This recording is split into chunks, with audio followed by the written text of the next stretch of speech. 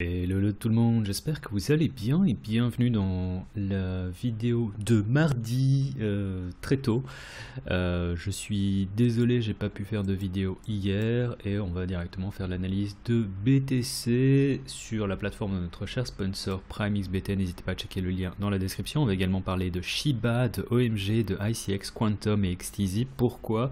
Et Ethereum bien sûr.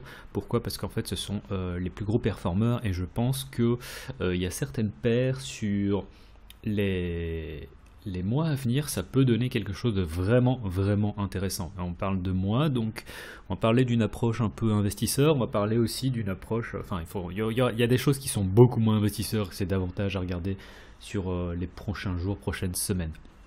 Mais il y a des choses intéressantes qui se passent et on va en parler. Mais avant ça, retour sur PrimeXBT, notre cher sponsor, qui vous permet de trader autant les paires Forex que les indices tout en gardant une exposition en crypto. Voilà, donc checkez le lien dans la description, le code LCG vous donnera à 50%, c'est fini pour l'instant promo. BTC est très bon. Alors on avait cassé ici dans la dernière vidéo, je vous avais dit si on a un retest, c'est là qu'il faut prendre position, on n'a pas eu. Personnellement j'ai pris une petite position, j'ai pas pris la position sur BTC, j'ai pris la position sur Solana. Ça s'est révélé être un coup qui était moyennement bon. Bon, j'ai pas perdu d'argent, mais c'était pas non plus le trade exceptionnel. On peut reparler après si vous voulez. Globalement, on est dans la zone où je ferai attention à tout ce qui est prendre position longue ici, parce que si on a un retournement en dessous de ce niveau ici, à mon avis, on va très probablement retourner vers les 45 000. Donc là, dit comme ça peut paraître comme pas grand chose, mais retourner de 49 à 45, bah, ça fait assez mal. Et si vous êtes en effet de levier, ça peut être assez catastrophique. D'autant plus que... mais du coup, pour les longs, qu'est-ce que je suis... les longs, c'est vraiment dans cette zone ici. On va regarder ça, excusez-moi, on va regarder ça en 4 heures. La zone où je mettrais bien de ce qu'on appelle des stinky bids, c'est-à-dire on met des ordres et on voit si on est acheté ou pas, c'est sur ce sommet ici. Donc à 44,4, honnêtement, moi je mettrais bien un ordre, vous mettez des ordres comme vous voulez, mais je mets un ordre spot sans trop de soucis parce que je verrais bien un truc de genre là arriver. Et en fait on remonte aussi assez rapidement. Et donc à partir de ce moment-là, ça vous permet d'être acheté sur ce genre d'ordre. Vous pouvez en mettre un ici, vous pouvez en mettre un autre ici en dessous. Je pense pas qu'on vienne rechercher carrément tous les stops ici, ça pourrait arriver. Mais dans tous les cas, si on a un stop run en dessous de ce petit creux ici, c'est pas l'endroit où est-ce que vous devez paniquer, c'est justement l'endroit où vous devez vous dire putain, c'est là que je prends un log. Le stop se mettrait ici en dessous pour continuer l'uptrend. Honnêtement, je garde un billet très bullish sur ce qui se passe sur BTC et ça me permet en fait d'avoir une conscience tranquille par rapport à tout ce qui est alt. Mais du coup, pour tout ce qui est long, pour moi une première entrée, c'est vraiment sur ce sommet ici, et une autre entrée, c'est justement sur le bas de ce creux. Donc ça vous fait une entrée, deux entrées, et vous mettez vos stops ici. Voilà. Ça c'est pour BTC. Qu'est-ce qui me ferait prendre un short du coup? C'est si ce qui se passe ici, en gros c'est un excès de volat et qu'en fait on a un retournement. Si on passe ici en dessous, vous pouvez prendre un short pour viser du coup au moins ce sommet-ci. Et ça fait un trade à 1R, ce qui est pas génial, donc je le prendrai pas. Mais si, vous pouvez également vous dire ok, je pense qu'on peut viser plus bas et faire en mode de genre là. Là ça ferait davantage un trade à je sais pas 1.5R, quelque chose de genre là, ce qui est pas non plus génial et que je prendrai pas forcément non plus. Je préfère 1.30, non merci. Donc il y a des setups qui se mettent en place, parfois le reward ratio n'est pas là, donc je le prends pas. Et je sais pas du tout si on va l'avoir. Mais ça c'est simplement en plan de trade. Si jamais vous voulez partir en mode scalping, vous voulez vous dire ok, peut-être qu'on n'est pas obligé de mettre le stop ici au-dessus. Ou bien vous avez une entrée ici, donc on a un excès de volat aussi comme ça, et vous avez une entrée ici avec le stop ici au-dessus. Et en fait vous voyez qu'on commence à redescendre. Là ça pourrait avoir des meilleures entrées pour des shorts. Moi personnellement je préfère garder un biais bullish et me dire bon, je préfère me concentrer sur des longs, d'autant plus que dernièrement je suis vraiment sur une échelle de temps qui est davantage sur le daily et où je trade très peu en intraday, sauf ce que j'ai pris hier ici sur Solana, mais on en reparlera après. Donc short, si on casse les 47,3, vous pouvez commencer à chercher des shorts parce qu'on a une cassure de structure de marché. Et quand je parle de cassure de structure de marché, je parle pas d'une mèche, je parle vraiment de, on a des prix qui commencent à s'installer ici, on a un bounce, vous shortez le bounce pour aller chercher, on espère, les 45, donc ici, et se dire qu'on peut également avoir une mèche qui peut aller chercher au 44. Je suis pas certain qu'on aille chercher aussi bas, 42,5, mais c'est toujours bon d'avoir des ordres, et c'est ici que justement vous voulez prendre des longs. Voilà. En dehors de ça, si vous êtes bull et que vous voulez vous dire ok, je vais prendre une position longue ici, le stop se met clairement ici en dessous. Et vous voulez partir pour chercher 53, c'est ici. C'est pas forcément l'endroit où je suis le plus chaud pour prendre des longs parce que je verrais bien en fait qu'on ait une petite retrace à partir d'ici. Mais si je vois qu'on commence vraiment à s'approcher par exemple d'un niveau ici assez bas, genre 47,9, 47,7, vous pouvez tenter un long en vous disant voilà, on a quand même un reward ratio qui est assez incroyable ici. En dehors de ça, BTC c'est tout. Je vous ai parlé du short, je vous ai parlé du long ici, de la continuation. On va regarder vite fait Ethereum et puis on va parler, je voulais vous parler avant ça du chart le plus bullish de BTC que j'ai pu voir. Alors c'est beaucoup d'opium, c'est un gars qui s'appelle Jason from Telegram. With my amazing English accent. I hope you don't mind. En gros, il nous ressort le chart de BTC, donc qui remonte à 2015, et il nous montre en fait la structure qui pourrait être plus ou moins identique en termes de signature de volume, pas en termes de timing, mais où il nous sort une espèce de fractal super opium, super bull. On se dit que c'est peut-être le début de ce qui pourrait nous emmener à 800 000 $. Si ça se passe, on est loin de là bien sûr. À l'époque, BTC, je crois, était à un truc du genre 500 $. Et ouais, ça devait être ça, 500 $, vu qu'ici c'était le début du bull run, 1000 $. Et en termes de structure, voilà, on a une chute, on a un gros drop, là c'était le Black Swan. On peut voir qu'en termes de fractal, ça suffit pas mal. On a une longue consolidation où il monte. Là, c'était beaucoup plus court. Il faut se rappeler qu'on était sur un marché beaucoup plus liquide, un marché qui était beaucoup plus petit. Donc, il est normal qu'en termes de timing, ça prenne également plus de temps maintenant, vu qu'en ce moment, on est sur un marché qui fait presque ça fait combien 1 billion de dollars, c'est ça? Enfin, 1000 milliards de dollars. Et c'est pour ça que ça prendra plus de temps en termes de temps. Mais imaginons qu'on parte sur quelque chose de comme ça qui soit énormément bullish, ce serait assez incroyable et ça pourrait nous emmener à une espèce de target, peut-être pas au bout de 1 an ou 2 ans, mais au bout justement de 3, 4, 5 ans de 800 000, voire qui pourrait se rapprocher à 1 million. Mais du coup, voilà, il dit imaginons, et si, et là il nous met édition 2020-2023. Et c'est pour ça que ça nous met en 2023 en termes de target.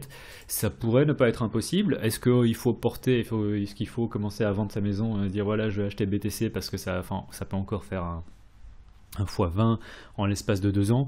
Non, mais c'est intéressant et c'est clairement un des charts les plus bullish parce qu'on peut voir qu'en termes de signature aussi ça se suit. Donc on a un top en termes de volume sur la vente, ici et là. Ensuite, on a une montée avec une signature de volume qui est assez élevée aussi sur le breakout. On a ça. On a ensuite un rounding top, boom. On retrace, sans pour autant retracer énormément. Et là, on a une longue consolidation qu'on pourrait peut-être être en train d'effectuer à ce moment. Si on a ce genre de longue consolidation, en fait, c'est également d'un point de vue chartiste, d'un point de vue technique, un truc qui est terriblement bullish si on a une cassure vers le haut. Certains pourraient parler de triangle ascendant, certains parleront de ta séance, certains parleront de contraction au niveau des prix. Bref, c'est tout à fait la même chose. Ce qui se passe, c'est en gros, on a des prix qui se contractent et suite à ça, en fait, on a une cassure. Ça s'est passé déjà plusieurs fois sur BTC, ça s'est passé ici. bah en fait c'est... Non. BTC, ce que... Ah bah en fait c'est ce que je viens de montrer sur le chart, donc on remonte à 2016, pas 2015, je suis désolé. Mais en gros on a vraiment une contraction des prix et on a une cassure, on avait encore assisté ça en daily, et en fait c'est une pattern, si vous regardez elle se répète tout le temps, et c'est ce qui a le plus grand potentiel à la hausse. Ici on peut voir grosse consolidation sur une cassure à la hausse, c'est le genre de mouvement que vous voulez trader en fait à la hausse. Si vous voyez qu'on a une cassure à la hausse, vous voulez pas faire le gars qui fait ouais voilà, moi je sais que on va avoir un moment vers le bas, et puis voilà. Ici également, consolidation des prix, cassure à la hausse, vous voulez pas shorter ça. Consolidation des prix, cassure à la baisse, vous ne voulez pas prendre un log là-dessus. Voilà, donc ça c'est le genre de truc, vous pouvez regarder, honnêtement ça se répète, et si vous regardez sur des échelles de temps plus petites, ça se répète également. Si vous regardez ça ici, c'est en fait c'est la consolidation, voilà, consolidation ici, cassure. Ici on n'a pas grand chose qui se passe, on a davantage un canal haussier, mais on a très peu de volatilité, cassure vers le haut. Vous voulez pas shorter ça. Alors évidemment ici, bon, ce que je dis c'est pas non plus une vérité absolue, il faut se rappeler de ça, mais on a une grosse remontée. Bon, les gens qui ont shorté ça, voilà, ils se sentent bien, mais après on a continué à la montée, on est reparti sur quelque chose d'assez incroyable, qui était la montée des 1000 $ aux 20 000 $. Donc voilà, ça c'était pour vous montrer vite fait le chart le plus bullish potentiellement, et si on part en mode voilà, bull run 2020-2023, ça pourrait vraiment être assez fou. À quel point est-ce que c'est assez relevant, comme on dit en anglais, je sais pas, mais si on peut encore faire un x20 à partir des prix où on est actuellement, c'est vraiment la route vers les 800 000, voire les 1 million $. Donc voilà, c'était vite fait le chart le plus bullish. On va repartir sur Ethereum. Ethereum, alors on a récupéré le niveau ici sur SD, donc c'est bien, mais on pourrait, c'est également ici où faire attention, c'est justement là où vous voulez prendre des logs. Si on a une retrace maintenant sur BTC, bah ici on va former éventuellement le creux qui va permettre, le sommet qui va permettre de former le creux sur lequel vous voulez acheter avec un stop ici en dessous. Et c'est là où vous voulez acheter aux alentours des 3100. Si on y revient, 3100, il ne faut pas trop se poser de questions. Vous avez le stop ici à 2007. Et l'idée, c'est de se dire qu'en fait, on peut continuer sur Ethereum USD pour ensuite aller chercher ce gigantesque run dont j'ai parlé déjà depuis un certain temps par rapport à Ethereum, qui nous ferait un mouvement à la BTC en 2017. Donc moi je reste encore très positif, et 3100 si on y revient, c'est là également que vous voulez avoir des ordres. En attendant, Ethereum contre BTC, alors Ethereum contre BTC c'est marrant parce que la semaine passée on était ici, j'avais dit voilà, si on vient faire une chute et qu'on remonte et qu'on a une consolidation, on joue le range. Alors ça s'est pas du tout passé comme ça, mais en termes de target on peut voir que le range se joue toujours correctement. Donc on est venu chercher les stops ici et on a directement été vers la borne haute du range. Donc en termes de target c'était bien, mais en termes de setup, bon bah c'était pas là. Donc j'ai encore dessiné des niveaux, c'est simplement que j'ai pas eu l'opportunité de prendre un long, c'est pas grave. Maintenant comment est-ce qu'on peut jouer ça?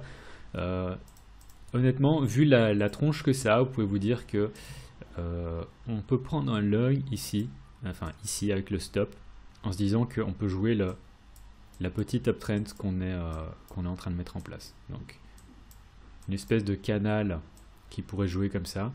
On pourrait encore avoir une retrace, je sais pas. On pourrait également directement chuter, mais on est très vite invalidé, donc ça va.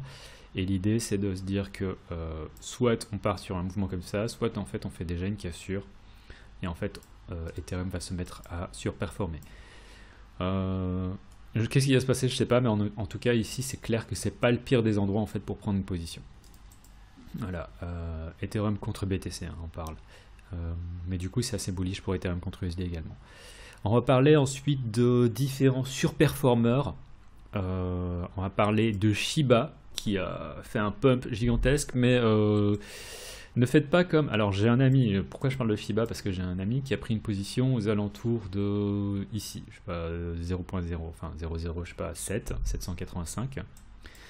Et il est encore en position. Et je lui ai dit, écoute, tu pourrais sortir, parce qu'il est resté pendant quand même pendant 3-4 mois en perte avec sa position. Et il a dit, non, mais écoute, parce qu'il m'a dit, ouais, je suis sur une petite position, $500, je suis à 780, je préfère continuer. Voilà, parce que en soi tient la route, mais moi si j'étais lui et si j'étais avec lui aussi une position qui était plus grosse que ça, je prends clairement mes profits là-dessus. Shiba c'est le truc, je sais pas, c'est un peu le deuxième meme coin et je suis pas, ça pourrait continuer à pumper, mais je suis pas chaud pour continuer là-dessus. C'est simplement que ça a été un surperformer cette semaine et c'est pour ça que je me permets d'en parler vite fait, mais je serai pas long terme, je suis clairement pas là-dessus.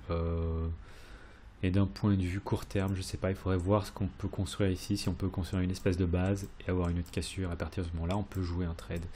Mais là, c'est vraiment de l'intraday. Vous pouvez voir, je suis en 1 heure, quoi. Donc ça, c'est vraiment pour du court terme. Je suis pas chaud sur Shiba long terme. OMG, là, je suis davantage positif. Alors OMG, je me permets de ressortir à chaque fois les charts contre BTC. Dans le sens où OMG, on est passé très très rapidement aussi de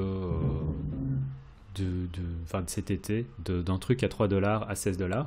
On a vraiment surperformé et je ferai attention. Là où je serais intéressé à nouveau à acheter sur OMG, c'est si on revient vers les $8. Alors ça ferait encore une chute de 50%, mais honnêtement ça s'est déjà vu. Imaginons maintenant qu'on ait un gros rip sur BTC.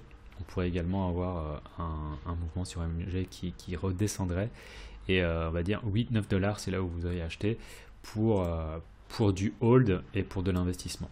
Et là ce serait également jouer la structure de marché ascendante et se dire que on pourrait aller monter beaucoup plus haut, parce qu'une fois qu'on repasse au-dessus du all-time high, ça c'est le all-time high sur OMG, on pourrait avoir quelque chose d'assez sympa aussi. Donc OMG, on travaille cette résistance qui est la résistance de 2017 qui était le all-time high, mais je suis assez positif, d'autant plus que si on a une retrace, allez on va dire ici de OMG sur BTC et qu'on continue en fait à monter, ça pourrait vraiment être quelque chose d'assez intéressant. Et en termes de target, voilà, enfin je sais pas, ça pourrait encore faire 200-300% potentiellement. Prendre position ici, non. Mais OMG est vraiment gardé sur la liste dans le sens où ça a été un overperformer ces dernières semaines. Et il faudra tout simplement essayer de se dire que sur le prochain dip, c'est là que vous voulez acheter. ICX, je suis chaud sur ICX, je suis vraiment chaud. Pourquoi? C'est un peu ce que j'ai expliqué sur c'était Atom. Ce que j'avais expliqué sur Atom il y a un certain temps. OMG est en fucking range depuis 2019. Si on a une cassure ici, toute cette base-là, ça peut être assez explosif. Alors, ça veut dire quoi? Ça veut dire qu'on va avoir probablement un premier pump, on va avoir une autre trace, et si on vient se former ici une contraction, c'est ce dont j'ai parlé en début de vidéo, une formation de contraction des prix en triangle ascendant, ce truc-là, à mon avis, peut vraiment surperformer. Donc en attendant, je suis intéressé pour le premier mouvement haussier qu'on pourrait avoir ici, et ensuite, si on a une formation ici, ça pourrait être encore mieux. ICX, donc ça fait un peu en mode revival de tout ce qui est 2017, ICX OMG, mais voilà, ça c'est aussi un truc en termes d'investissement. Je suis assez chaud parce que si on a une cassure sur ICX BTC, ICX USD aussi, à mon avis, peut avoir des résultats qui sont assez impressionnants. Donc voilà, ICX OMG, j'aime bien. Quantum aussi, putain, c'est clairement, et Tezos, putain, c'est Revival 2017. Je viens de remarquer maintenant, les gros performeurs en fait de ces dernières semaines, c'était vraiment des coins qui existaient en 2017. Les projets sont pas morts, c'est bon signe. Quantum, j'en ai parlé ici, c'est jouer du niveau à niveau, et là c'est encore la même chose. Je ferai assez attention dans le sens où là on est quand même sur une espèce de, enfin, on est dans une zone de chop, en gros si on regarde en daily. Et ça c'est un setup dont je parle assez souvent, hein. C'est si on perd le niveau et qu'on récupère le niveau, c'est perd le niveau, une fois qu'on récupère le niveau ici, on va vers la partie haute du range. Alors là on peut voir, ça s'est fait ici de manière super rapide, donc j'aurais pas eu l'entrée, et j'ai pas eu l'entrée de toute façon, j'ai pas joué ça. Mais maintenant, ça veut dire quoi? C'est que ça fait office pour moi de la petite zone qui va servir de résistance, enfin du support. Je veux prendre une position ici sur la partie basse du range avec un stop qui est défini pour continuer à jouer une uptrend. Donc Quantum également assez positif. Et j'aime bien ce qui se passe donc sur BTC et sur USD. À mon avis, on pourrait, si on a une retrace, il faut acheter la retrace. Dernière petite chose, c'est Tezos. Tezos, on peut voir, j'ai mis en vert ici à chaque fois les consolidations avant la chute et retour dans le range. Et Tezos, en gros, c'est l'espèce de truc qui fait hey range, boom, retrace, range, boom, range, boom, range, boom. Et là pour moi, enfin c'est beaucoup de range, boom. Là pour moi l'idée c'est si on a une retrace qui est conséquente, c'est de se dire qu'on peut avoir, enfin une retrace conséquente, même une retrace simplement sur Tezos, une retrace de 10-15%, je suis déjà prêt à acheter parce que pour moi long terme, donc pour les prochaines semaines, ce truc peut encore performer de 65%. Et surperformer BTC de 65%, c'est pas rien. Si on regarde contre USD, on a cette espèce de canal ascendant. Si on, pour moi, le canal il est cassé là. Et on est all-time high, donc pour moi, Tezos pourrait continuer à monter. Chercher quel target, je sais pas, mais on pourrait viser. Je pense que ça pourrait encore faire éventuellement. Est-ce que ça, ouais, ça pourrait faire un x2 encore malgré là où on est actuellement. Donc voilà. En termes, pour les prochaines semaines, pour moi, Tezos, ICX, Quantum, OMG, c'est des trucs à regarder. C'est un peu Revival 2017, mais voilà, il faut aller là où l'argent va. Il faut tout simplement suivre et suivre la tendance. C'était tout pour cette vidéo. C'était un peu long, mais je pense qu'il y avait pas mal de choses intéressantes. En espérant que vous ayez apprécié le contenu. N'hésitez pas à mettre pouce en l'air, tout ça. Si vous avez des questions, mettez-moi ça dans les commentaires et on pourra en reparler éventuellement lors de la prochaine vidéo. C'était grave, tchuss!